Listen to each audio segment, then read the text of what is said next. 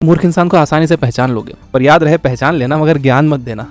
हर दोस्ती के पीछे कोई ना कोई स्वार्थ जरूर होता है। चाणक्य कहते हैं कि इस दुनिया में ऐसा कोई रिलेशन नहीं है जिसमें स्वार्थ ना छुपा हो, चाहे वो रिलेशन पर्सनल हो, ऑफिशियल हो, इमोशनल हो या फिजिकल हो। तो कभी भी किसी के साथ कम्युनिकेशन या बातचीत करते वक्त ध्यान रखो कि जितनी ज़रूरत आपको उसकी है उतनी ही ज़रूरत उसको भी आपकी है, क्योंकि दोनों ही किसी न किसी मतलब के कारण एक दूसरे से जुड़े हुए हैं। बस हमें एक बात का ध्यान जरूर रखना चाहिए कि सामने वाले का स्वार्थ या इंटरेस्ट अगर आपके लिए प्रॉब्लमेटिक नहीं है तो ऐसे रिलेशनशिप को लंबे समय तक निभाया जा सकता है। मीठी वाणी यानी सभी के साथ प्यार से बात करने से आपकी इनकम भी बढ़ सकती है और आप फेमस भी हो सकते हो। चाणक्य कहते हैं हमें हमेशा ऐसी मीठी वाणी बोलनी चाहिए जो दूसरों को न केवल सुनने में अच्छी लगे बल्कि आपकी लोकप्रियता को भी बढ़ाए। समझदार लोगों को पता होता है कि उनका किसी के साथ किया हुआ अच्छा व्यवहार उन्हें कैसे कामयाब बना सकता है। हम सब भी किसी न किसी ऐसे इंसान से मिले हुए होते हैं जो बहुत ही स्वीटली बात करता है, पोलाइटली बात करता है। उसका लहजा सुनकर हमारा मन उसे और ज़्यादा जानने का करता है। आपने एक बात और नोटिस की होगी, जब कोई हमारा फ्रेंड या रिलेटिव हमसे किसी कारपेंटर, इलेक्ट्रिशियन या प्लम्बर या कोई भी सर्विस प्रोवाइडर के बारे में पूछता है तो हम उसी को रिफर करते हैं जो मुस्कुराकर बात करता है, यानी जिसकी वाणी मीठी होती है, जो बेईमान नहीं होता है। मेरे घर के पास 2 स्टेशनरी शॉप्स हैं। एक दुकानदार मुस्कुरा कर मिलता है, दूसरा हमेशा मुंह चढ़ाए रखता है। तो मैं मुस्कुराने वाले की शॉप पर जाना पसंद करता हूँ। आखिर मुस्कुराहट किसको बुरी लगती है? कमजोरी का प्रदर्शन आपको और कमजोर बना देता है। कभी आपका सामना किसी ऐसे इंसान से हो जाए जो आपसे सुपीरियर है, पावर में या पोजीशन में या पैसों में, और आप खुद को उसके सामने कमजोर या इन्फीरियर महसूस करते हो। ऐसी सिचुएशन में क्या करना चाहिए? हम में से ज्यादातर लोग उसकी पर्सनालिटी या उसकी पोजीशन में खो जाएंगे, दब जाएंगे, अपने आप को कमजोर महसूस करेंगे। लेकिन चाणक्य कहते हैं कि ऐसी सिचुएशन में हमें खुद को उसी के लेवल का दिखाना चाहिए। एक बिना जहर वाला सांप भी अपना फन फैलाकर अपने दुश्मन को डरा देता है। खुद को कमजोर या छोटा दिखाने से सामने वाला इंसान आप पर हावी होते चले जाता है और आप उसके नीचे दबते चले जाते हो। इसीलिए हमेशा अपने आप को कमजोर होते हुए भी मजबूत ही दिखाना चाहिए। हाँ, लेकिन ऐसा करने में आपके बोलचाल में पोलाइटनेस बनी रहनी चाहिए। अपने सीक्रेट्स लोगों से शेयर ना करो। जब भी आप कभी किसी से बात शुरू करते हो तो आप बड़े नापतोल के साथ अपने शब्द बोलते हो और बातें भी बहुत लिमिट में करते हो। पर जैसे जैसे आपकी नज़दीकियां सामने वाले शख्स से बढ़ती जाती हैं तो आप बहुत सी बातें उनके साथ शेयर करने लगते हो। आप ओवर फ्रेंडली होते चले जाते हो। देखा जाए तो इसमें कोई बुराई नहीं है, लेकिन हर किसी शख्स पर यकीन करना कई बार खतरनाक सिद्ध हो सकता है, चाहे सामने वाला आपका गहरा दोस्त हो या रिश्तेदार ही क्यों ना हो। भरोसा करना गलत नहीं है, लेकिन बिना मतलब अपनी पर्सनल लाइफ की बातें उन्हें डिटेल से बताने का कोई मतलब नहीं है। ये ऐसी बातें हैं जो उनके किसी काम की नहीं है, केवल आपके बारे में एक्स्ट्रा जानकारी है जो आप उन्हें देते जा रहे हो। आपके सीक्रेट्स उन्हें पता होना आपको कभी भी परेशानी में डाल सकता है। जब आप अपने बारे में कोई बात ज़रूरत से ज़्यादा किसी को बताते हो तो उसका एक और नुकसान ये भी है कि वो आपके बारे में गलत राय बना सकता है और इस गलत राय को वो दूसरे लोगों के बीच में भी फैला सकता है। बुद्धिमान इंसान बोलने की कला में माहिर होता है। वह सिचुएशन के मुताबिक बोलता है। मन में आए विचारों को दूसरों तक पहुंचाने का जरिया शब्द ही है। ऐसा नहीं है कि मन में जो जो बातें आती हैं हम सब बोलते चले जाते हैं। उसके लिए हमारी विजडम तय करती है कि क्या बोलना है और क्या नहीं। किसी पागल व्यक्ति और हमारे बीच में इतना ही अंतर है कि हम सोच कर बोलते हैं, जबकि वो मन में आ रही हर बात को बोलता चला जाता है। जब हम बोलते हैं तो हमारे शब्द हमारे माइंड की कंडीशन और सब्जेक्ट पर हमारी पकड़ को बता देते हैं।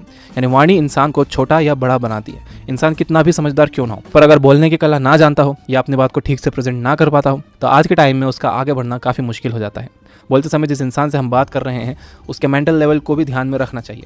इसके बिना हम अच्छे स्पीकर नहीं बन सकते। हम जब बोलें तो हमारा हर वर्ड मीनिंगफुल होना चाहिए। हमारी बातों में वजन होना चाहिए। हमारी बातें सामने वालों को उसकी मेंटल सिचुएशन से ऊपर उठाने वाली होनी चाहिए, उसको खुश करने, ज्ञान देने वाली होनी चाहिए, प्रॉब्लम सॉल्व करने वाली होनी चाहिए।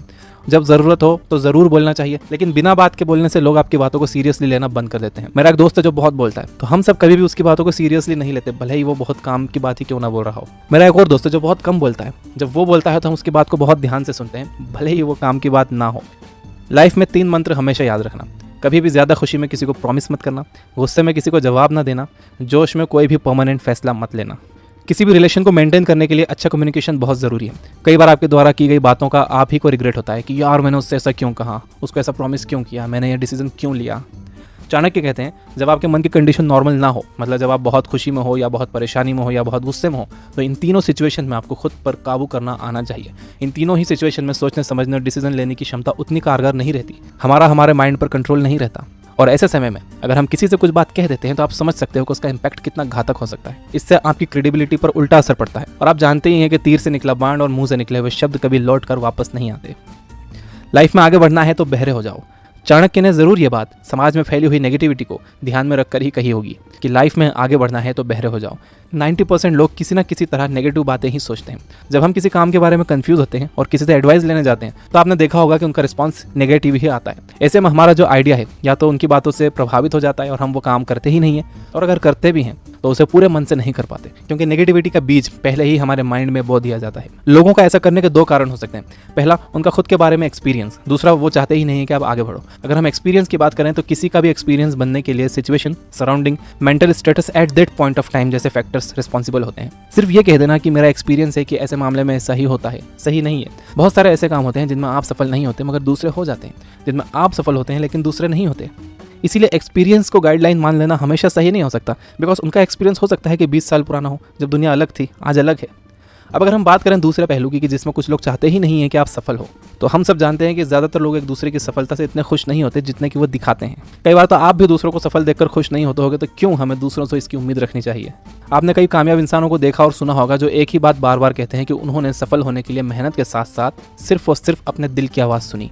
ज़रूर उनको भी नेगेटिव कमेंट्स मिले होंगे, नेगेटिव एडवाइसेस मिले होंगे, पर वो उन सब बातों को अनसुना करके उन बातों के लिए बहरे बनकर अपने गोल्स पाने के लिए कोशिश करते रहे। आपको मैं 2 मेंढकों की कहानी सुनाता हूँ। इससे पहले भी ये कहानी मैंने अपनी एक वीडियो में सुनाई थी और ये कहानी मैंने हिमेश मदान सर की वीडियो में सुनी थी। तो होता यह है कि 2 मेंढक गड्ढे में गिर जाते हैं। वो काफ़ी कोशिश करते हैं ऊपर आने की, लेकिन आ नहीं पाते। गड्ढे के ऊपर जो दूसरे मेंढक खड़े होते हैं वो चिल्ला चिल्ला कर कहते हैं कि गड्ढा बहुत गहरा है, तुम निकल नहीं पाओगे। मेंढक कोशिश करते हैं, वो बार बार गिरते हैं, उन्हें चोट आती है। ऊपर वाले मेंढक चिल्लाते हैं कि क्यों खुद को तकलीफ दे रहे हो, वहीं बैठे रहो, चैन से मर जाओ। उन मेंढकों की बात सुनकर एक मेंढक तो बाहर निकलने की कोशिश करना छोड़ देता है और चुपचाप बैठ जाता है। वो मान लेता है कि उसका मरना इस गड्ढे में ही लिखा है। जबकि दूसरा मेंढक कोशिश करता रहता है, बार बार गिरता है, फिर कोशिश करता है। ऊपर से मेंढक चिल्लाते रहते हैं कि कोशिश मत कर, खुद को तकलीफ मत दे, लेकिन वो उनकी नहीं सुनता और वो बाहर निकल आता है। तो जब वो बाहर आ जाता है तब मेंढकों को पता चलता है कि वो मेंढक बहरा था। इसी तरह आपको भी सारे नेगेटिव लोगों के लिए बहरा बन जाना है और बहरा बनना ही अच्छा है। मुझे पूरी